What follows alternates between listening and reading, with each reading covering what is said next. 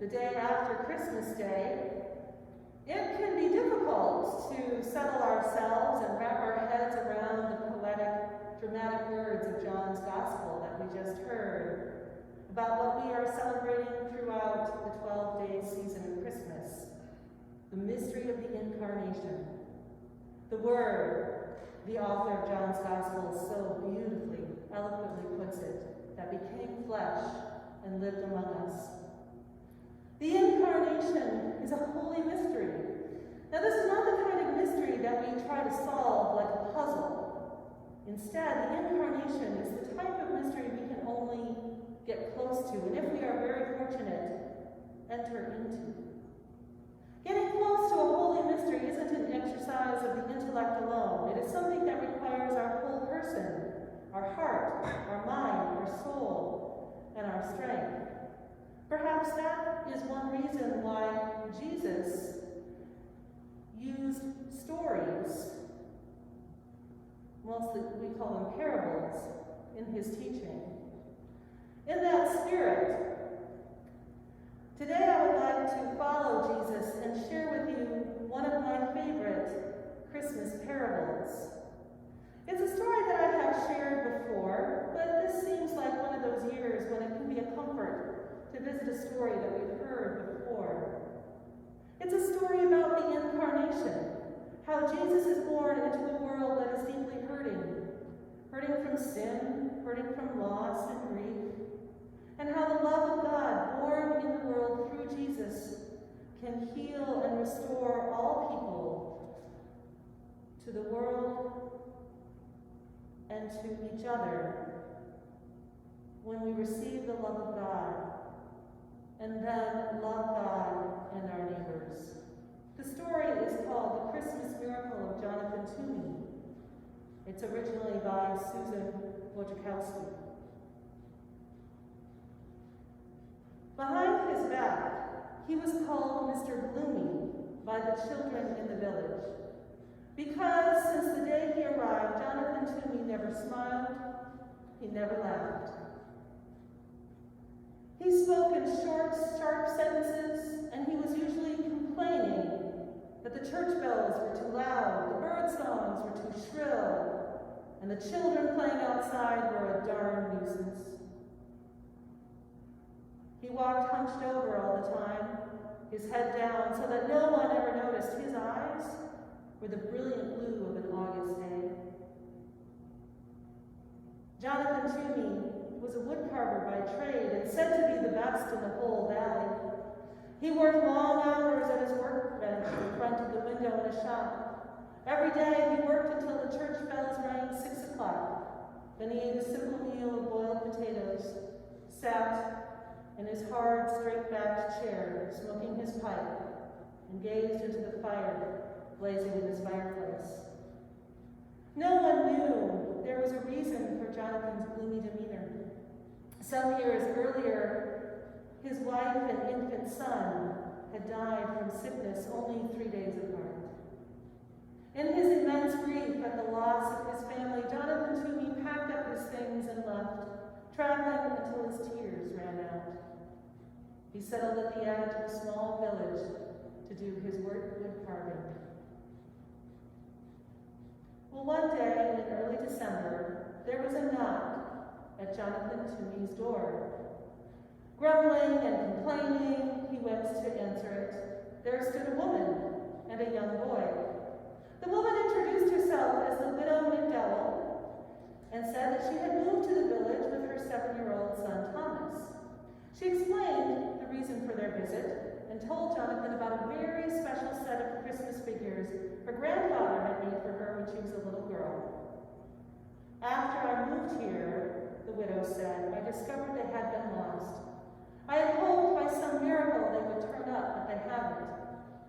There's no such thing as miracles, Jonathan said, and then asked her to describe the figures in her set.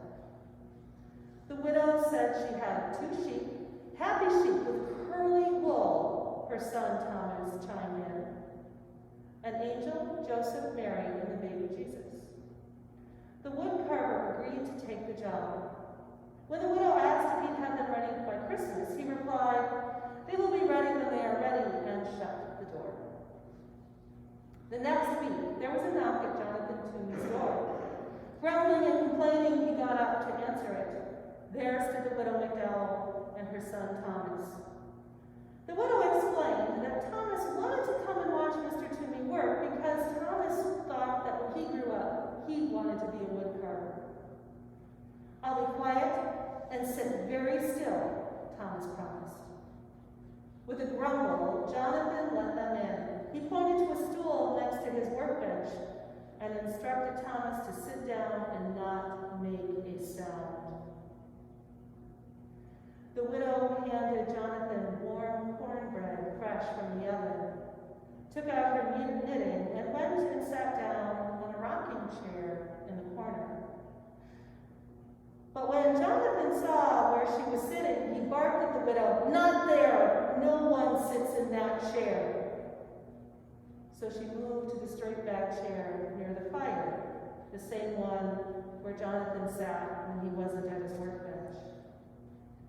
Now, it's not easy for a 7-year-old to sit still, but Thomas managed pretty well. He stifled a sneeze and refrained from swinging his legs. For several hours, Thomas sat there until he just couldn't take it anymore. Timidly, the 7-year-old cleared his throat and said, "Mr. Toomey, may I ask a question?" The woodcarver glared at Thomas but shrugged his shoulders, and Thomas said, "Are those my sheep you're carving?" Jonathan grunted and nodded. And after another hour or so, Thomas whispered, "Mr. Toomey, you're carving my sheep all wrong." The widow's knitting needles stopped clicking instantly, and Jonathan's carving knife stopped.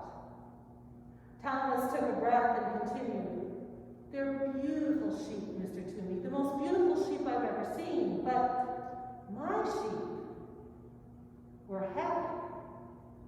"That's ridiculous," Jonathan huffed. "Sheep are sheep. They aren't happy." "Mine were," said Thomas. "They knew they were with the baby Jesus, and that made them very happy." After that, Thomas didn't say anything more. When the church bells chimed 6 o'clock, Mr. Toomey complained about the noise. The widow said it was time to go. And that evening, after a supper of boiled potatoes and cornbread, Jonathan Toomey picked up his carving knife and worked on the sheep until his eyes grew heavy. A few days later, there was a knock at the woodcarver's door. There again was the widow McDowell and Thomas, asking if Thomas could watch again. Jonathan let them in, and the widow handed him a plate of freshly baked molasses cookies. Thomas took his place on the stool and quietly watched the woodcarver. After several hours, Thomas asked, "Mr. Toomey, is that my angel you are carving?" "Yes, it is," Jonathan replied, "and perhaps you would like to tell me what I'm doing wrong." Without missing a beat, Thomas replied, "Well, my angel looked like one of God's most important angels because it was sent to Jesus." "And how does what make an angel look important?" asked the woodcarver. Thomas replied, "I don't know, but you'll figure it out because you are the best woodcarver in the valley." After a while, Thomas spoke up again. "Mr. Toomey, may I ask a question?" "Do you ever stop talking?" the woodcarver huffed. "My mother says I don't," Thomas replied. "She says I could learn a lot from you about the virtue of silence." Under his long, shaggy beard, Jonathan turned pink, and the widow McDowell turned as bright red as her knitting. "Well, what's your question?" he asked, and Thomas said, "Will you teach me how to carve?" After complaining that he was a busy man, Jonathan took a block of wood and traced the shape of a bird on it. He showed Thomas how to knock off the corners and smooth the edges of the wood into curves. Thomas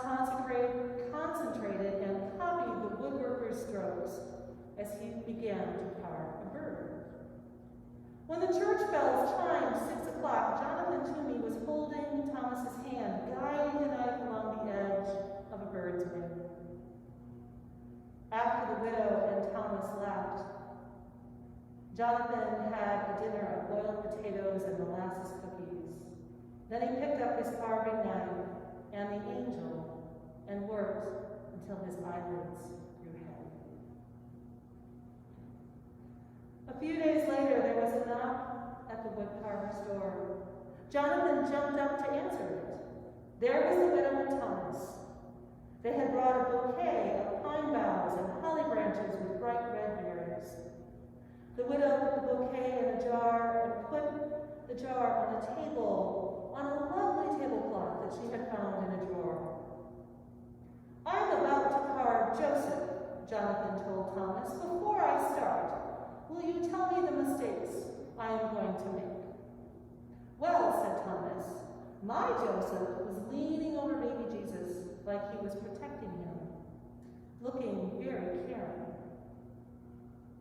It wasn't until the church bells chimed and the widow and her son were getting ready to leave that Jonathan noticed the tablecloth on the table. I found it in a drawer," the widow explained, "and I thought it was so pretty and it looked nice on the table." "Never open that drawer," Jonathan barked. After they left, Jonathan carefully put that tablecloth away. That evening, after supper of boiled potatoes, the woodcarver worked on a caring Joseph until his eyelids grew heavy. A few days later, there was a knock at the woodcarver's door. He dusted wood chips from his beard and his shirt as he got up to answer it. There was the widow and Thomas, who watched Jonathan work all day.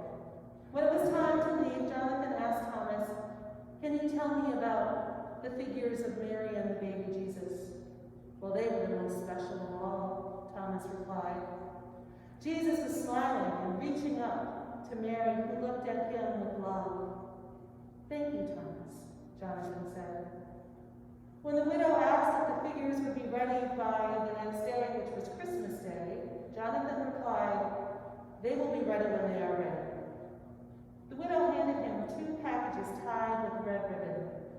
"I don't want any presents," the woodcarver huffed. "Well, that's why we are giving them," the widow replied. Slowly, after they left, Jonathan opened the first package. It contained a bright red scarf, lovingly knitted by hand. The other contained a little bird, crudely carved from pine. He tied the scarf around his neck and set the bird on his mantle. Jonathan Toomey didn't eat supper that night. Instead, he tried to sketch Mary and the baby Jesus for the figures he was to carve. But nothing he did was right, and he tossed page after crumpled page of his poor attempts into the fire. When the church bells announced the start of the Christmas Eve service, Jonathan went to the drawer, the one he told the widow not to open. He took out a tablecloth, a shawl, a pair of baby shoes, and a picture, a sketch of a woman sitting in a rocking chair, holding her baby. It was encased in a beautiful wooden frame. The baby was reaching up to his mother, who looked back at him with great love. With tears streaming down his eyes, Jonathan picked up his knife and began to carve.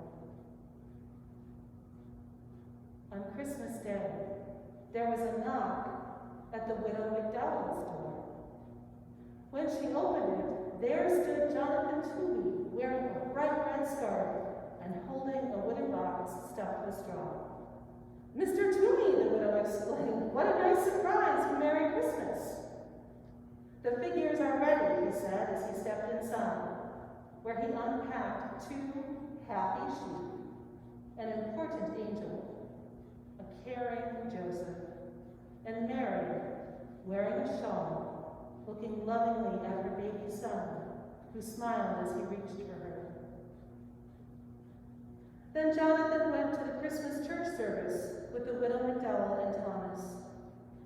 That day, the people of the village saw Jonathan walk tall, with a smile on his face and eyes as blue as an August sky.